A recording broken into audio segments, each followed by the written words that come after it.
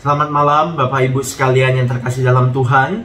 Pada malam hari ini saya akan membacakan firman Tuhan yang terambil dari Markus pasal yang ke-8 ayatnya yang ke-25.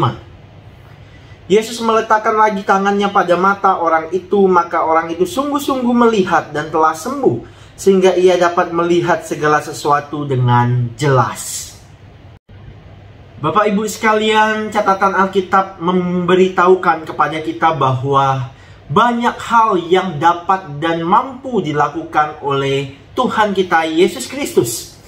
Tidak hanya soal jasmani, memberi orang yang sedang kelaparan dengan 5 roti dan 2 ikan, yang dapat memberikan dan mencukupi kebutuhan jasmani dari kurang lebih 5.000 orang lebih pada waktu itu. Yesus mampu melakukan semua itu. Tidak hanya itu saja, Tuhan Yesus juga mampu mengusir orang-orang yang kerasukan setan. Dia punya kuasa untuk mengalahkan kuasa-kuasa kegelapan. Bahkan iblis, setan itu pun mengakui bahwa Yesus Kristus itu adalah Allah. Yesus Kristus adalah anak Allah yang punya kuasa untuk mengalahkan mereka. Tidak hanya itu Bapak Ibu sekalian, Tuhan Yesus juga mampu membangkitkan orang mati. Nah Bapak Ibu sekalian, dengan kuasa yang dimiliki oleh Tuhan Yesus, Dia bisa melakukan segala hal. Dia mampu mengubah segala sesuatu yang tidak baik bagi manusia menjadi baik saat itu.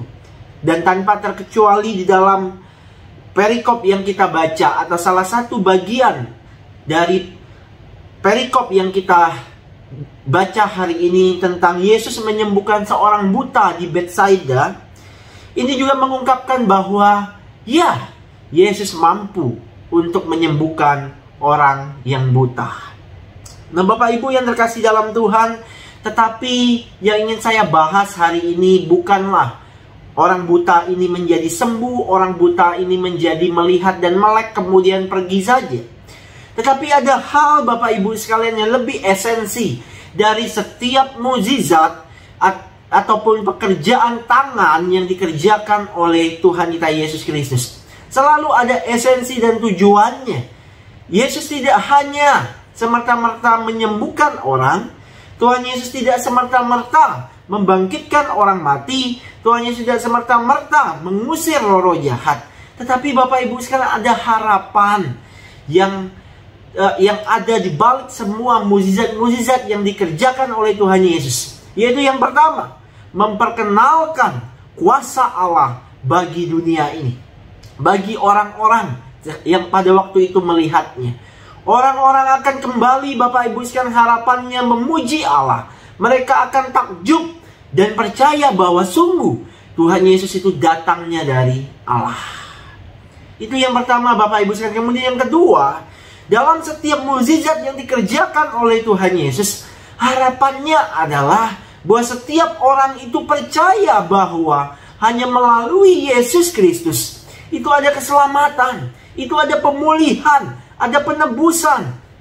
Bapak Ibu sekalian, dan dalam kisah ini menyembuhkan orang buta ini Bapak Ibu sekalian, Tuhan Yesus tidak hanya menyembuhkan orang buta ini secara fisik, tetapi juga punya dampak bagi kesembuhan secara rohani.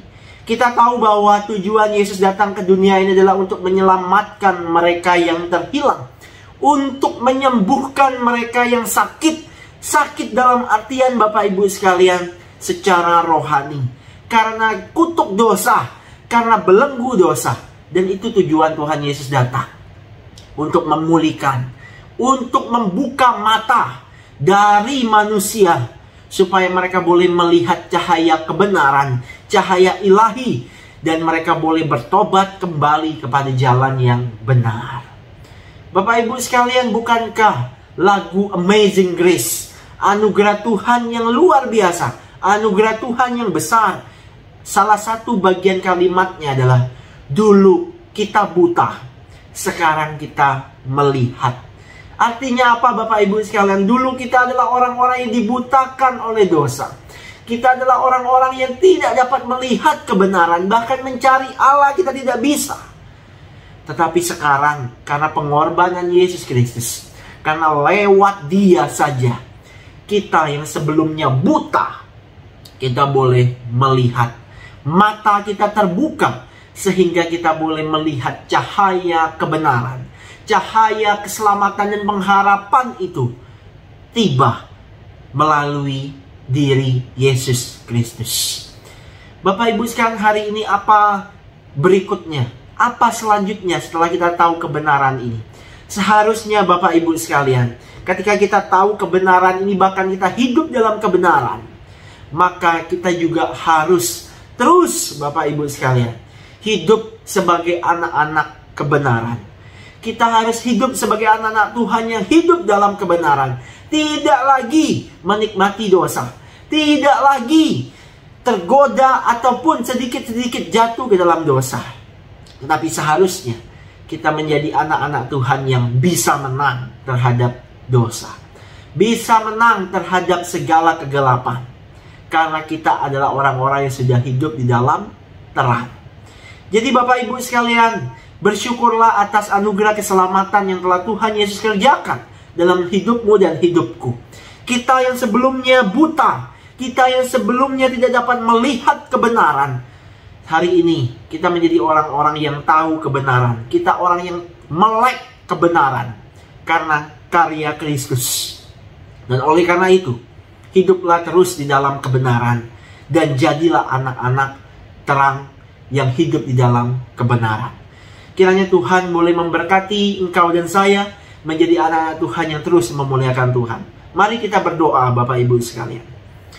Tuhan, terima kasih buat malam hari ini. Kami boleh diberikan teguran, sapaan lewat firman Tuhan. Yang singkat ini kiranya melalui kisah penyembuhan yang dikerjakan oleh Tuhan kami Yesus Kristus kepada orang buta di Betsaida ini, kiranya itu boleh terus mengingatkan kami bahwa kami juga dulu adalah orang-orang yang buta Tuhan. Kami tidak layak untuk diselamatkan, tetapi anugerah Tuhan datang menghampiri kami, membuka mata rohani kami, sehingga kami boleh melihat kebenaran dan ada pengharapan di dalam semua itu. Terima kasih ya Tuhan, karena Engkau mau datang bagi kami, Engkau mau menyelamatkan kami. Dan biarlah hari ini ya Tuhan, kami boleh menjadi anak-anak Tuhan yang boleh terus memuliakan Engkau, yang boleh terus hidup di dalam kebenaran dan terang kasih Kristus. Sebentar kami juga akan istirahat, kiranya Tuhan boleh menolong setiap kami, sehingga esok hari kami boleh bangun dalam keadaan sehat. Di dalam nama Tuhan Yesus kami berdoa. Amin.